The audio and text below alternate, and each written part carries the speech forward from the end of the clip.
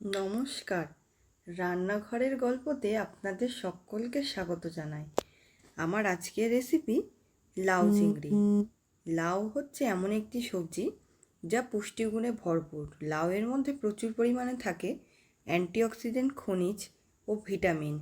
লাউ আমাদের স্কিন আর চুলের জন্য খুব ভালো। এছাড়া ওজন নিয়ন্ত্রণ করতেও লাউ খুবই সাহায্য করে। এছাড়া যাদের প্রস্রাবে প্রবলেম আছে তারাও লাউ খেতে পারেন। তো লাউয়ের প্রচুর পরিমাণে পুষ্টিগুণ রয়েছে। লাউয়ের রস শরীরের তাপমাত্রা নিয়ন্ত্রণে সাহায্য করে। এছাড়া হজম শক্তিও বাড়ায় আমাদের। তো লাউয়ে প্রচুর পরিমাণে গুণাগুণ আছে। তো আমি এই লাউ দিয়ে আজকে লাউ চিংড়ির একটি রেসিপি দেখাচ্ছি। আর চিংড়ি মাছ সকলেরই প্রায় প্রিয়। তো চলো দেখে নেওয়া যাক কীভাবে সহজ পদ্ধতিতে লাউ চিংড়ি তৈরি করা যায়। আর আমার এই ভিডিওটি যদি তোমাদের ভালো লেগে থাকে তাহলে প্লিজ আমার চ্যানেলটিতে সাবস্ক্রাইব করো, ভিডিওটিতে একটি লাইক করে দিও, আর কমেন্ট বক্সে কমেন্ট করে জানিও কেমন লাগলো তোমাদের এই রেসিপিটি। তো চলো তাহলে দেখে নেওয়া যাক লাউ চিংড়ি কীভাবে তৈরি করা যায়।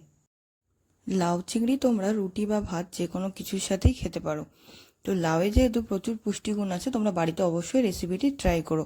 তো আমি এখানে নিয়ে নিয়েছি চিংড়ি মাছ, লঙ্কা, 1 ইঞ্চি আদা, লাউ, আর আমি মশলা হিসেবে এখানে নিয়ে নিয়েছি হচ্ছে গোটা জিরে, যেটা আমি ফোড়নে দেবো।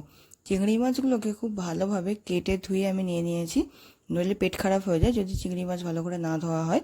এরপর আমি চিংড়ি মাছগুলোকে সামান্য নুন আর হলুদ দিয়ে মাখিয়ে রেখে দেবো। ভালোভাবে মাখানো হয়ে গেলে আমি ওইদিকে লাউগুলোকে এবার চোকা ছাড়িয়ে খুব ভালো করে ডুমো করে কেটে নেব। দেখো আমি লাউগুলোকে কেটে নিয়েছি। লাউগুলোকে চাইলে তোমরা বটি বা ছুরি দিয়েও কাটতে পারো। এবার আমি গ্রেটারের সাহায্যে গ্রেট করে নেব যাতে খুব মিহি হয়ে যায় লাউটা। গ্রেটারের সাহায্যে গ্রেট করা হয়ে গেছে। এবার আমি কড়াইতে খুব সামান্য পরিমাণে তেল দিয়ে ওই নুন হলুদ মাখানো চিংড়ি মাছগুলো ভেজে নিচ্ছি। 30 সেকেন্ড থেকে 50 সেকেন্ড অবধি চিংড়ি মাছগুলো ভাজবো, নইলে বেশি ভাজলে চিংড়ি মাছ শক্ত হয়ে যায়।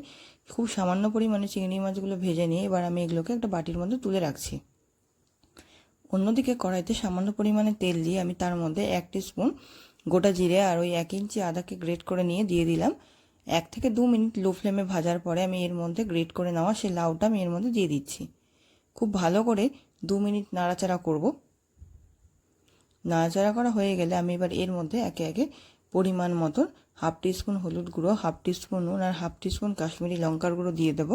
নুন আর হলুদটা তোমরা তোমাদের পরিমাণ মতন ব্যবহার করবে। এরপর এগুলোকে খুব ভালোভাবে নাড়াচাড়া করে আমি ঢাকা দিয়ে 5 মিনিট মতন রেখে দেবো লো ফ্লেমে।